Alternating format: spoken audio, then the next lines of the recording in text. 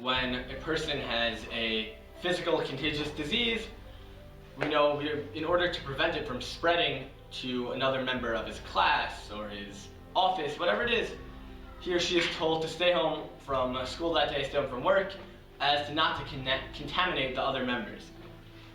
So therefore, this must be, the simple understanding is that this is the reason why someone with Metzorah is exiled from Bnei Israel and is told to stay out of the camp until his or her Metzorah goes away.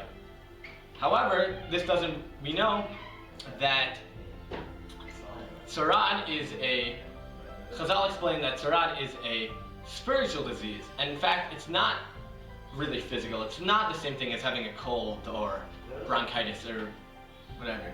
It's this disease that has come onto a person because of a spiritual wrongdoing and not some sort of matter of just getting sick.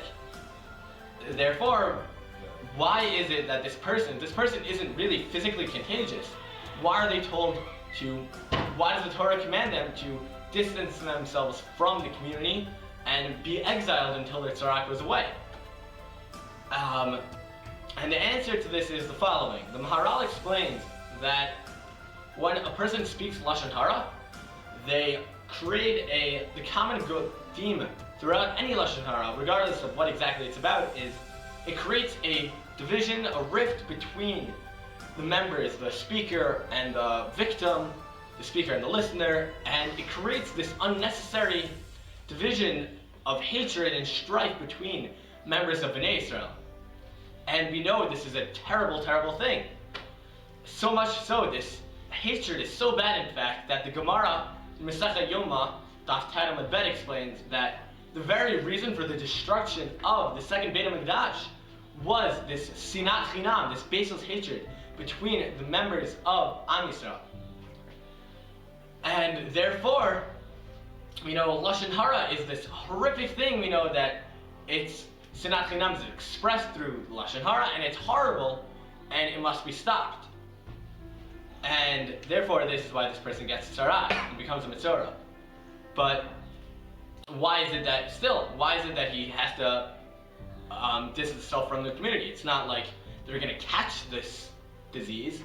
Well, in fact, they are. That this spiritual disease is really contagious, of sinat chinam, this horrible thing. It's not when you have two members of Bnei Israel, one of them speaking Lashon Hara about the other. It's not just their problem, it's all of our problem. Kol Yisrael Arin Zalazeh, we're all responsible for one another. And it's horrible, the effect of sinat chinam spreading, and this epidemic, if you will, of contaminating one member to another and another until the whole Am, Chas v'Shalom, is infected with this sinat chinam. Therefore, as soon as we see one tiny emergence of sinat chinam through this Lashon Hara that this person has spoken, we must immediately get rid of her, and send her away as far as possible until they're ready to come back and never speak Lashon Hara again. And this is why Rav Hirsch explains that once the person is distanced from the camp, when they're sitting alone by themselves, it'll give them an opportunity to reflect on their wrongdoing and do introspection, understand, and do tshuva for their terrible deed. And only then, once the person has understood how bad this simple, mere speaking of a couple of words, the horrific damage it can do to the Am, is only once they're ready to understand that and never do it again, are they able to come back and be a member of the community again.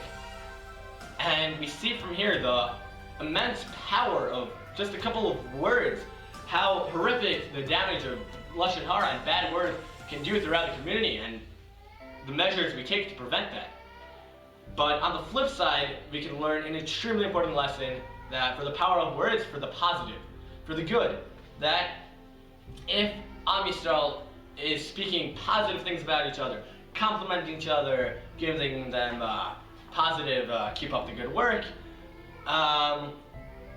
then you can see how this mitzvah of doing Shmirat HaLashon, of guarding your tongue and being careful about each and every word that comes out of your mouth, we can see the power that it can possibly bring. And Chavetz Chaim and others explain that this, if we are very careful about the mitzvah of Shmirat HaLashon, we'll be zocha, and we'll build the foundation of the third Beit HaMikdash.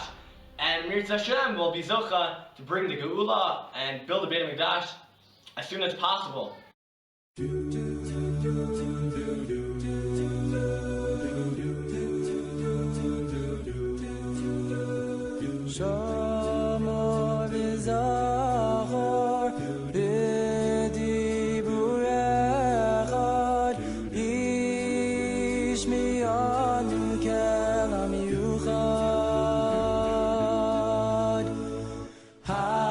Hashem echad, U'shemo echad, L'shem